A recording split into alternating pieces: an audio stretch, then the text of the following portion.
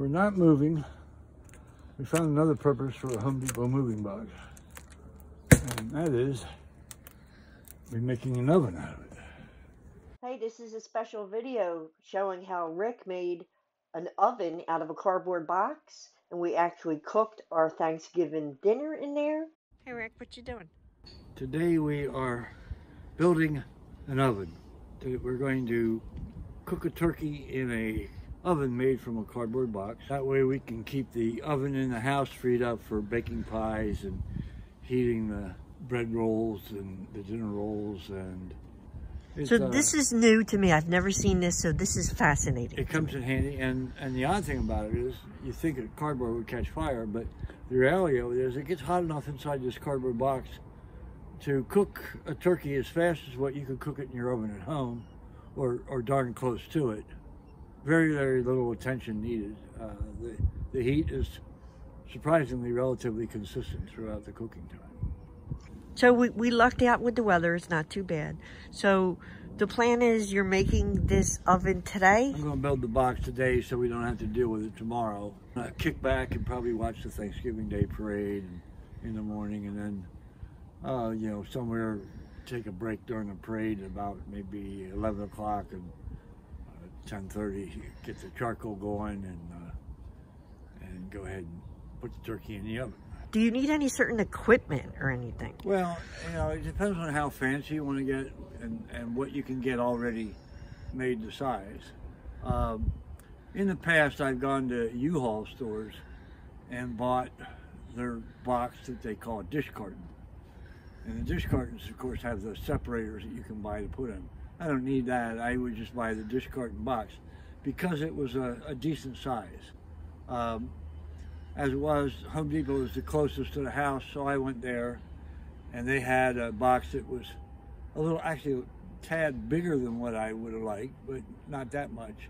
And it's a heavy-duty carton, which is a good thing, because when we're finished with this, I'm going to save the box for a while. I can usually cook at least 2 turkeys in them before the cardboard gets so dried out from the heat that it becomes hazardous to where it could catch fire. Okay. But surprisingly, you can heat this charcoal up in this thing, start cooking that turkey, and the exterior of the box is cool enough that you can lay your hand on it without getting burned. One of the things that we have to do first, now you can go to a store and you can buy like 3/8 diameter rebar, or you can buy all thread, which is a threaded rod. I usually would get 1/4 inch, but I got thinking about it, and because I got long lengths, when I cut them, I'll end up with 4 pieces. So these are only 3/16 inch thick, but they should be perfectly capable of suspending the turkey inside this box when we're done. It's just a rough steel rod. And you can buy these in the hardware section in Lowe's or Home Depot, or probably even your local hardware store.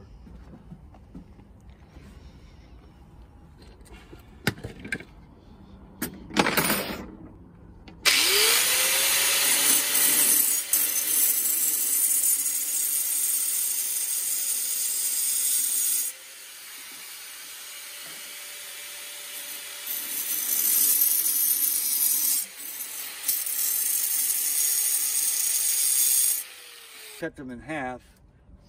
What did you cut them with? That's not a saw. It's a diamond grinder.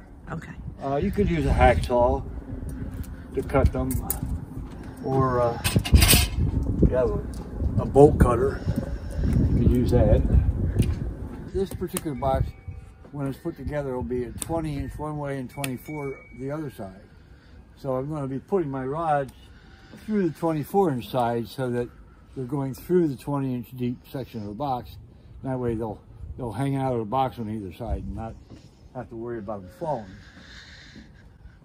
So since the rods are going through the 2-foot section, I'm going to do my door on one of the 20 inch sides. Now, I probably have 6 or 7 box cutters at home, but couldn't find one, so I'm going to have to improvise here using a razor blade to cut. What you want to do here is, this is going to be the bottom of the carton. I'm going to go up about probably 4 inches from the bottom at least. We can even do maybe 5.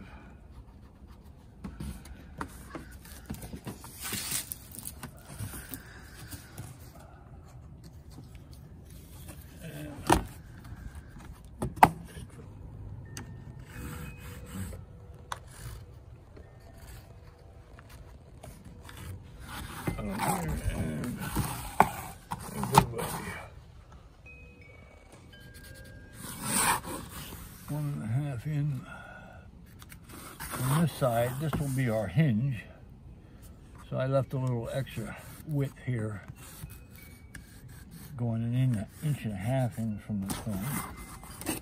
Over here we only need to be in maybe an inch.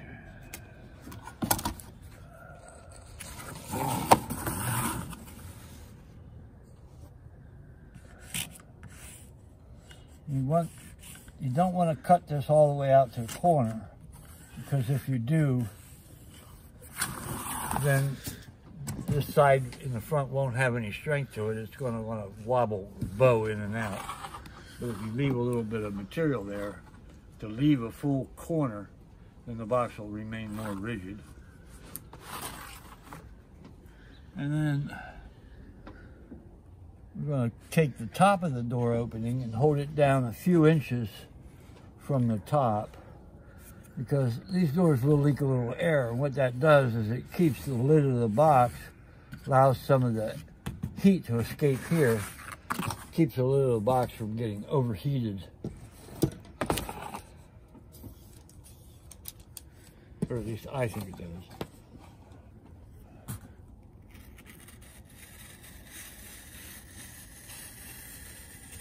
You made that look like it's the right tool for it. Trust me, it's not.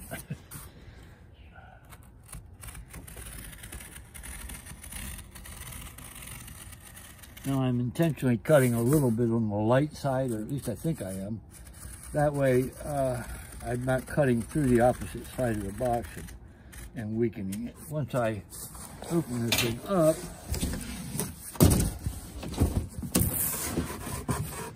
bend a couple of these down to help make the box a little more rigid. And I'll completely cut.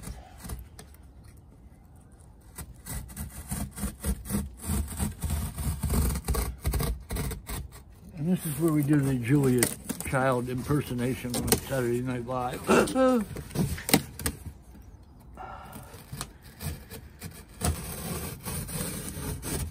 What, with cutting or something? Yeah, we're cutting her hand. And then bleeding all over the set. Yeah, I thought that sounded vaguely familiar.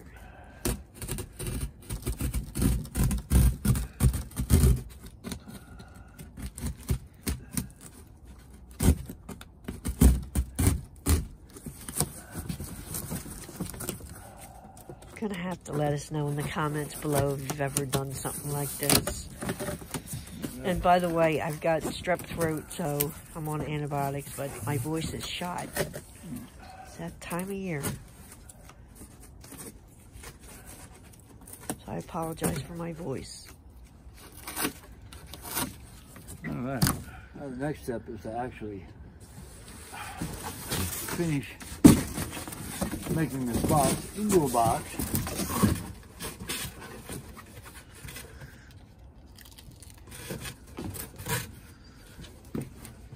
Is that a special kind of tape?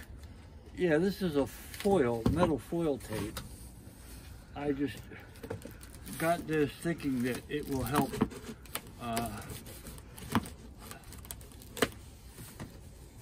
keep the heat in?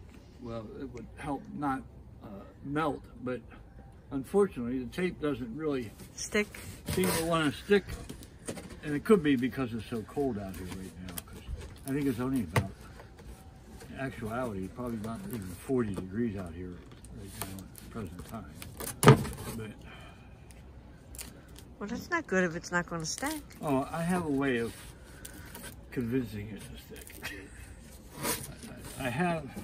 We'll use it for the, we're going to put aluminum foil inside of this box.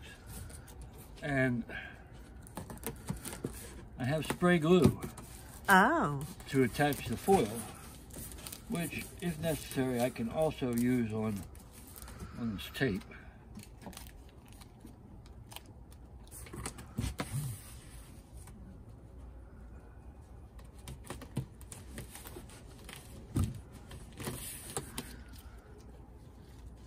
We'll just do anything for a video. What's that? We'll just do anything for a video, huh? Well, almost anything.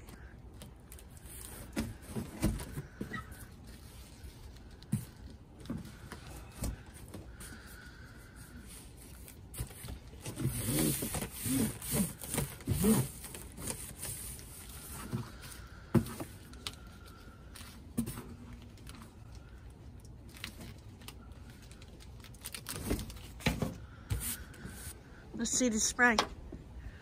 Now, there's different kinds. My suggestion, you can buy this spray glue anywhere from like $4 a can up to $20 or $30 a can. My suggestion is just don't buy the cheapest one possible. Get something that's a little higher quality. You'll find that it's the better glues are a little thicker and they have a little stronger grab. So does it have to be a certain kind or brand or name? No, but like I say, there's some of these that, this is all 3M products that I bought here. I do have a can of a much cheaper spray glue back in the shed, which I didn't bother to grab because I found that they're thinner and you gotta waste more.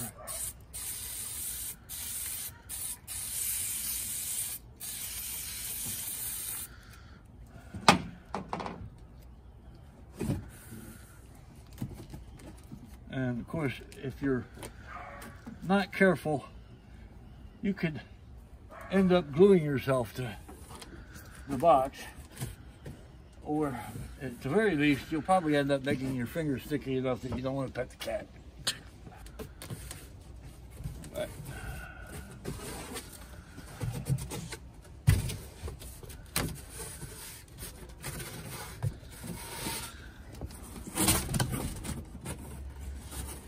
could you use like regular duct tape?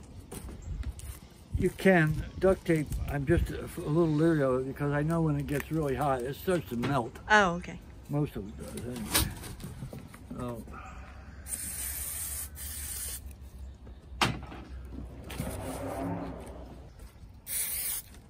Now, most of these glues, you actually wait a couple minutes, let it get tacky before you try gluing it. This particular glue here was actually made for plastic corner beads for drywall. Yeah.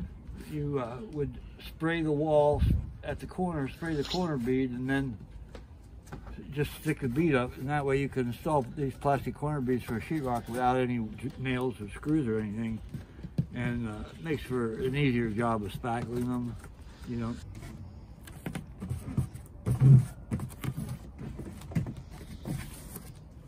Wow, looks like you got an oven. Getting there. What, every crack or that it Well, come? yeah, at the top I want to seal this pretty good because I don't want the heat to rise and escape out of the box. This will help keep the temperature up and consistent.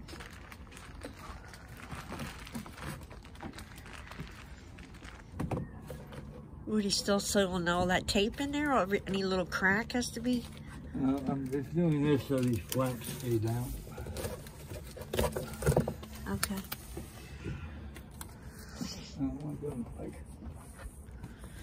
There is, he wants the heavy duty wrap.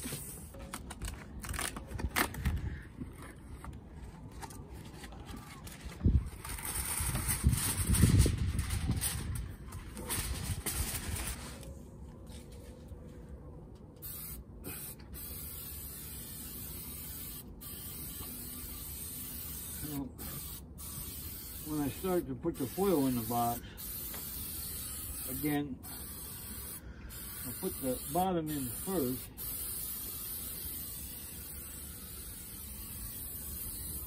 Then do the top. And then maybe put the sides in. and let them overlap. I'll bring the bottom up the sides a little bit. Let the foil overlap, and probably overlap it opposite of what you would do like for shingles. Instead of having the upper pieces overlap the bottom, I'll have the bottom pieces overlap the top. That way, as the heat comes up, it can't get behind the foil. It's going to stay in front of it, not cause it to potentially release. How much did you spend on all this? Believe it or not, well, everything's expensive. Everything I bought, and this glue was, one of the things was Home Depot only had one glue that was even halfway cheap. Right. All the others were expensive. The whole thing cost me about $68. The box alone was $6 or $7. Okay. All right, and that doesn't even include the price of the foil that we bought. But, wow. So it's a good reason why you want to keep it for a little bit. Well, that, and if you... What was the most expensive? The glue? The glue and the tape. Oh, and the tape. The tape was expensive. Yeah. The rods were, they were like $6 or $7 a piece. Okay. So one of the things, you know, if you plan these things ahead, you know somebody that moves, they can maybe give you a box, a good heavy-duty box. Yeah. You could use, if you could still find them, metal coat hangers to form your shelves for the box. But maybe be able to accumulate some pieces of rebar or some scrap steel rods from something else that you would have normally thrown away and save all this stuff. And I want to caution you on is that if you're not neat, as time goes on, you get more and more glue in your fingers, and you can get stuck.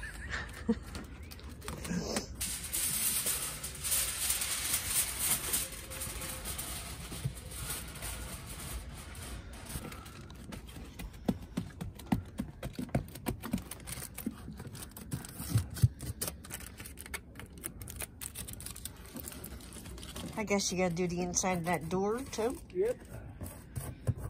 Everything inside has to get foil on it or it'll catch fire.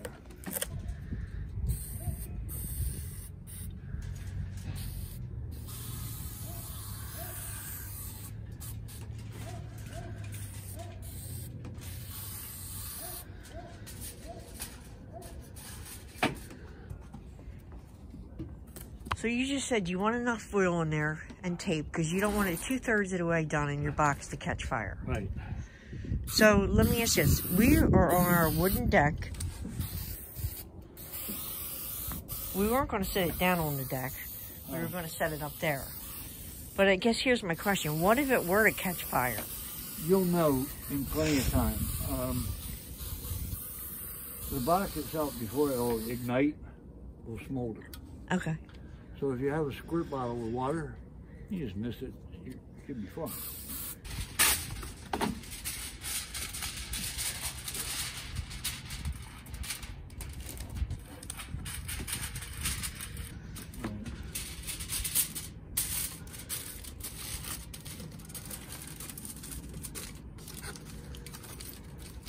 Do you think many nomads do this?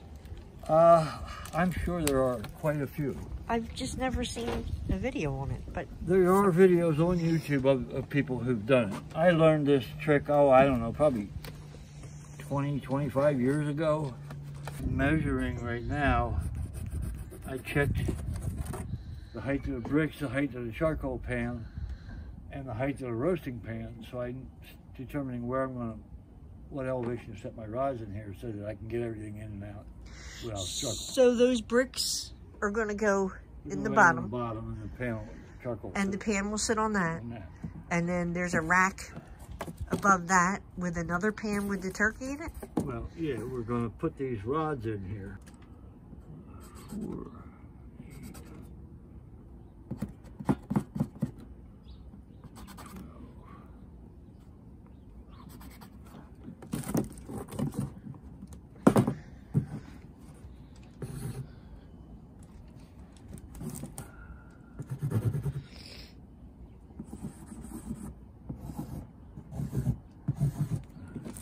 5 inches in, 4/8.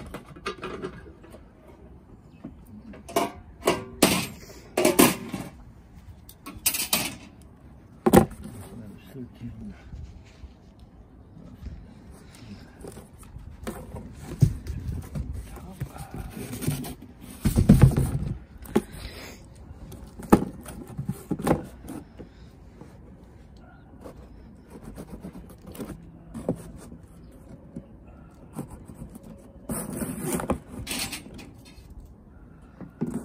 Do you need to know the height of your pan? Yep. So do you need the bottom part of that pan? I already did put it together inside and measured it. Oh, all right. When it's closed up, it's 5 inches. Or 9 inches.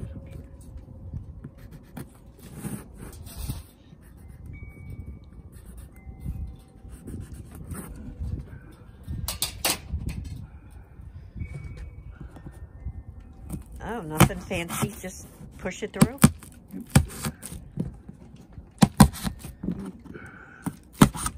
And we have to, they'll come through.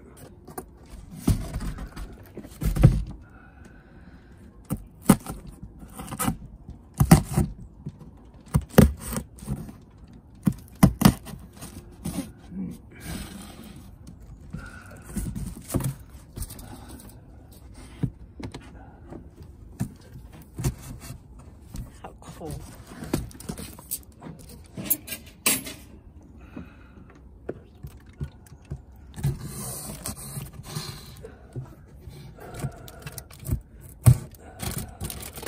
Just thread them in there? Yep. Well, it's not even thread, it's just push, right? Yep.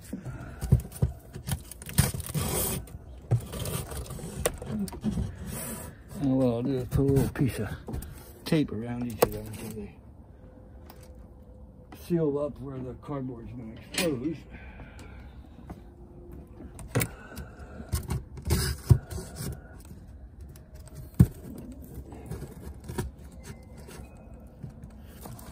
Okay, so it's going to look like this, that stuff.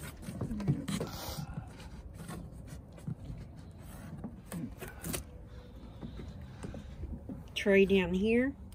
Yes. Well, bricks. And then the tray. Tray. And then turkey. Turkey on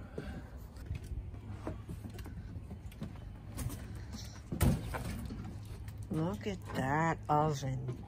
How cool.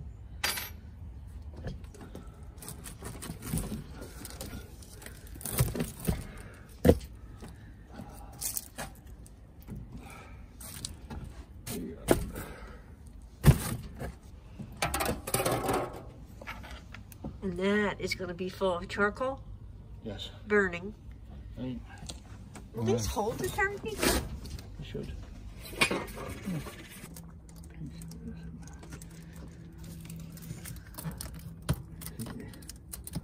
Put it around there like that.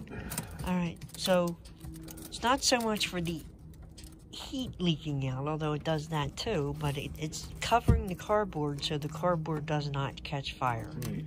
And it also helps, it'll help to keep these rods in place.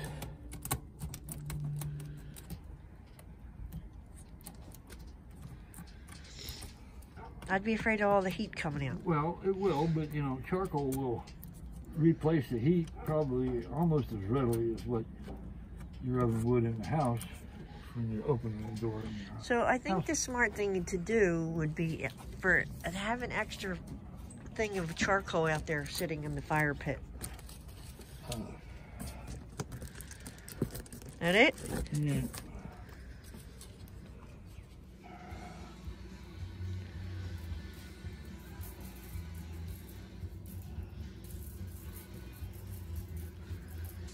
So that's just garlic salt you're putting on it? That's all there is. It's olive oil and garlic salt.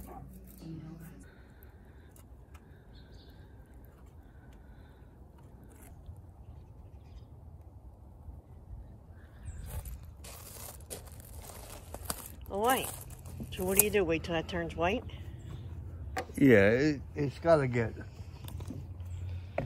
enough action, you know, that it's not going to go out. So, you know, normally it takes about 10 or 15 minutes for the charcoal to get going strong enough that you can put it in there and you know it's not going to extinguish.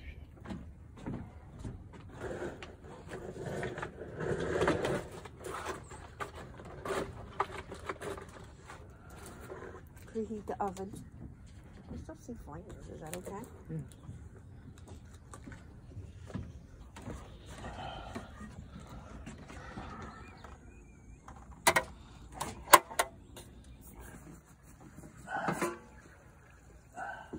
Wow, that's a beautiful bird.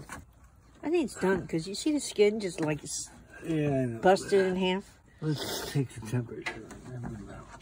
There it goes. 180 is there. Okay. So Rick and I had Thanksgiving dinner with my son, his girlfriend, my grandkids. The turkey was moist, smoky, and delicious. I hope you enjoyed this video as much as we enjoyed the turkey. If you decide to cook your turkey this way, let us know. Ho, ho, ho, it's that time of year again, and if you're looking for some inexpensive gifts for your favorite RV traveler and nomadic friends, we have some books from Amazon. We've got some travel journals and travel logs that I developed, and I'm also an affiliate for an author who actually writes daily devotionals for RV travelers and campers. The best part about it, all these gifts are under $10. Look in the description below and I'll have links to all these products.